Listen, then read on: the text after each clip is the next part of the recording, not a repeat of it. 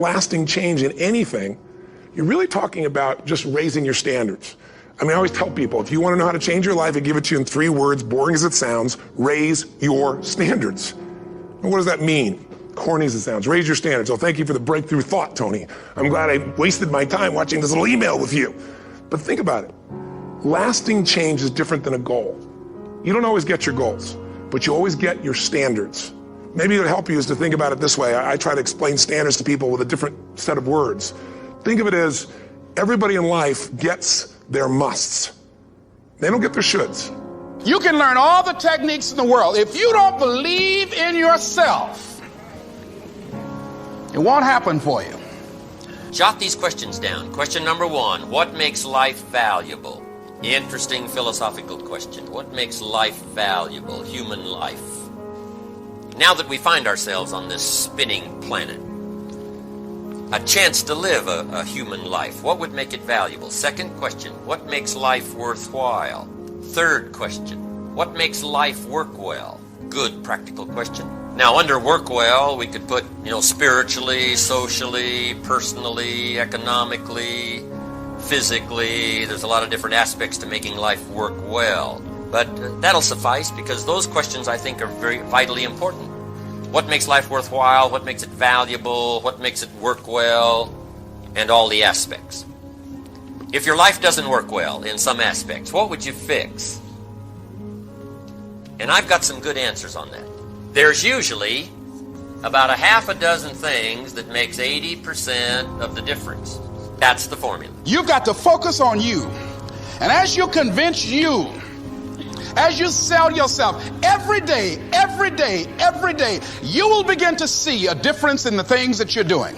Selling yourself on your ability to perform a job, to achieve a certain objective. Telling yourself every day, here I go again.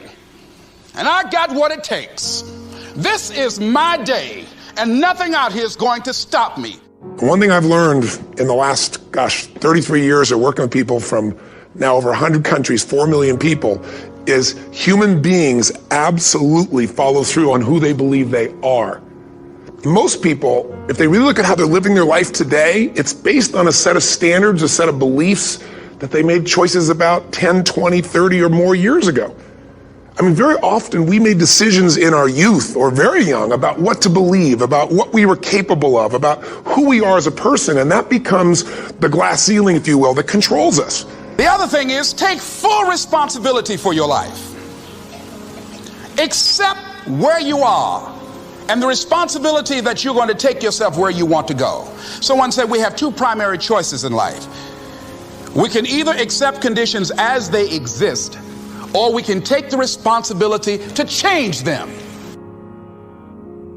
So let me give you an example. Now, you said you're the king of hustle, right? But I would actually debate that.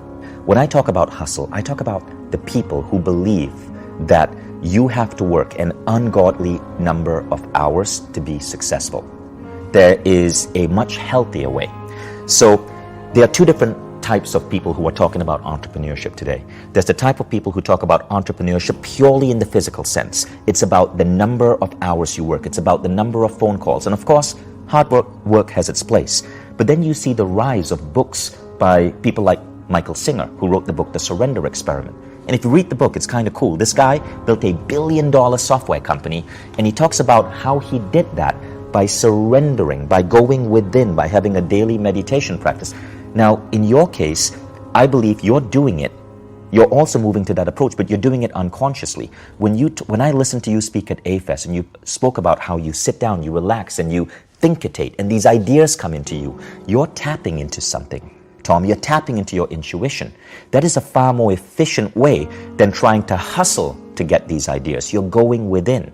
So you're already doing one of the first steps. Now, the second part is how can you optimize your rate of going from idea to reality. That's the second part of bending reality. And there are a significant number of tools that you can put into play to help you do that by working on your inner states. For example, one is creative visualization. There are so many studies that show that what you visualize in your mind, you can help accelerate in the world.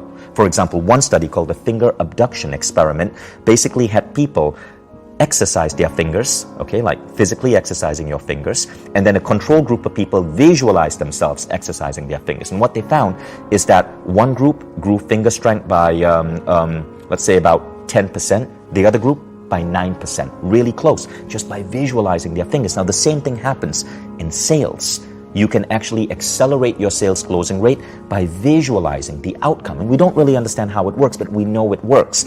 And the same thing happens in your entrepreneurial life. When you get a clear vision of the business you want to create, of the lifestyle you want to create, you move towards that faster.